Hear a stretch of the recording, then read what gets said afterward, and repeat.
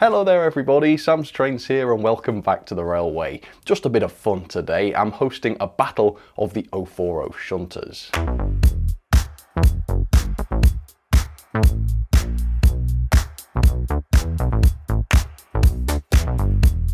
So the idea of this is to try and find out which 040 shunter is the most powerful. And to find out, I've selected 8 eligible shunters. I'm doing this in 2 heats, so I've got 4 steamers and 4 diesels.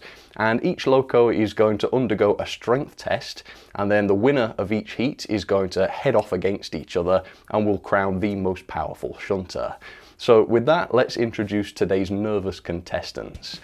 So from the steam heat we have the Dapple Sentinel Shunter, which doesn't look like much but it's quite a bulky loco. It might just be able to pull this out of the bag.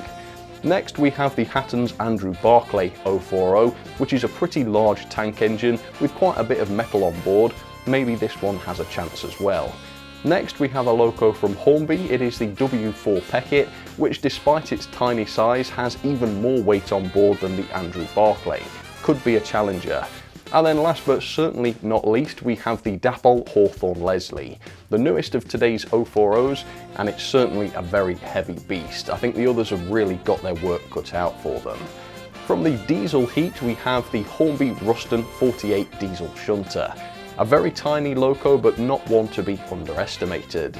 Next, we have the Hornby 040 Sentinel shunter, possibly the largest of the diesel shunters I've got, but possibly not the heaviest. Not sure how this one's going to do. Next, we have yet another shunter from Hornby. This is the much larger Ruston 88 diesel shunter, which could completely destroy all of the other engines. And then finally, a complete oddball, we have the Bachmann Placer Crane. Is this a shunter? I don't know, but it's an 040, it's got couplings, and it's extremely heavy, so it's going to take part. Right, so those are the contestants. Place your bets. Which one do you think is going to win? The strength test is as follows. I've got 7 coaches set up here, and each loco is essentially going to be tortured as it tries to haul those 7 coaches up Gordon's Hill.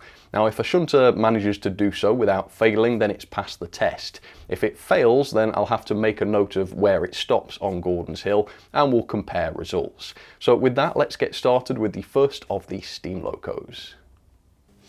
Okay, so the Sentinel is up first, and it's already coupled to the coaches, and let me tell you, never before have just 7 coaches seemed so intimidating. This loco was not designed for this, but the tension's mounting, we're ready to start. I'm going to hit it with 50% power in 3, 2, 1, go. Oh. The Sentinel's technique is obviously to take it slow and steady, which doesn't look that impressive, but maybe this will be the correct approach. Okay, let the test begin. It's on Gordon's Hill. It's still going pretty slow, but at the moment it doesn't seem to be slowing down. Quite amazing that this tiny little machine is able to move 6 coaches, let alone start to haul them up Gordon's Hill. I was not expecting this loco to be one of the ones to make it, but so far it is not showing any signs of struggling. I cannot believe this. Oh, okay, I think that's it. That's as much as she's got. So let me stop her now and let's place a marker, the fat controller in his car, at the front of the engine there. Right, that's what the next shunter has got to beat.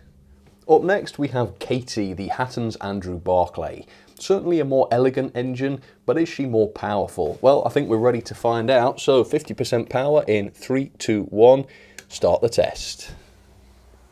Well, the strategy here seems to be speed rather than torque, but with all that extra momentum, that could be a good sound strategy.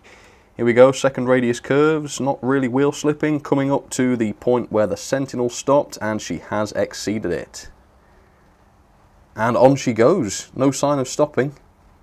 Wow, underneath the footbridge she goes, definitely wheel slipping, but not stopping for the moment, slowing down, slowing down. Oh, alright, ground to a halt just there. That is significantly further though than the Sentinel managed. So at the moment, Katie is the winner, but she still failed the test. So if any of the other shunters can beat her, then she is out of the running. Alright, there we go. That is the new position to beat. The next contestant is the Hornby Peckett, which is definitely a smaller engine than the Andrew Barclay, but this is not all about size, it's about weight and torque and how grippy the wheels are. So I still think the Peckett has everything to play for. She's coupled up to the coaches. Let's get started in 3, 2, 1, go. So I would say she's picked up even more pace than the Andrew Barclay, and momentum could well be the secret to this. No problem so far. She's just about to pass where the Sentinel stopped, and now she's got a long climb to beat the Andrew Barclay, and she's not going to do it. She's slowing down. Not stopping yet. Oh. Well, it's bad news for the Peckett. She certainly beat the Sentinel, but didn't come close to where the Andrew Barclay stopped. So unfortunately, that means the Peckett is out of the running.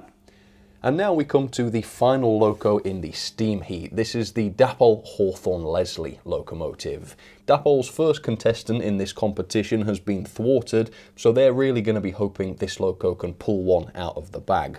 All this Hawthorne Leslie has got to do is either pass the test or go further than the Andrew Barclay did, and then she will face the winner of the diesels. But there's a long way to go before that. Let's get started. 3, 2, 1, off we go.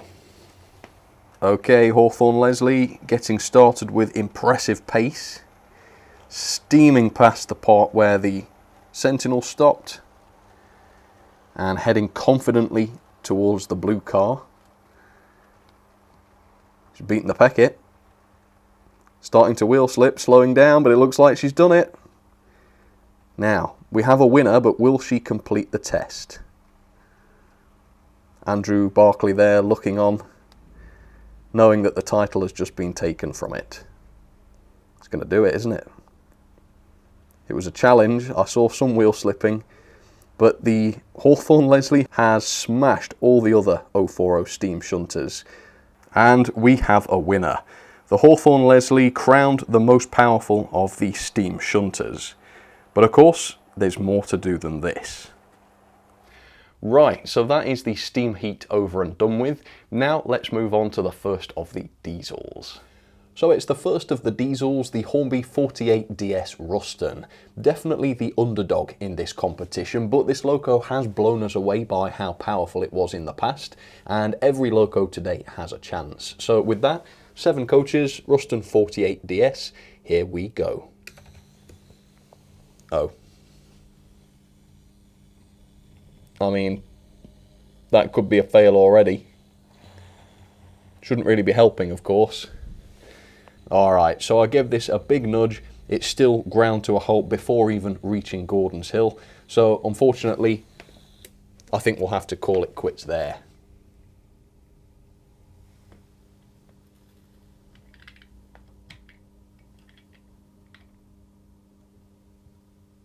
Perhaps the diesel Sentinel can do better. This is certainly the most modern looking of today's diesels, but that won't be enough to win this competition. So, 7 coaches, can this beat the Ruston? I think probably. 3, 2, 1, here we go. Oh, a real powerful start there, a real jolt to the coaches. And yeah, the Fat Controller's car left in the dust of the coaches there.